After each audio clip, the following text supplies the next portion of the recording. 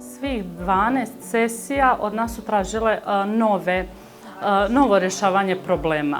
Znači od onih kad oni počnu da se svađaju, na koji način da bez vikanja mi riješimo problem. Iz sesije u sesiju i mi kao roditelji smo napredovali i to vidimo kod naše djece. Veliki napredak.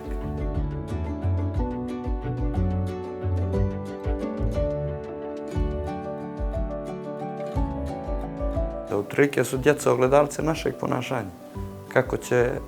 Kako mi postupamo, tako i oni. Oni samo traže pažnju, ništa više. Mislim da je cilj programa da mijenjamo roditelje, da mijenjamo nas, sami sebe.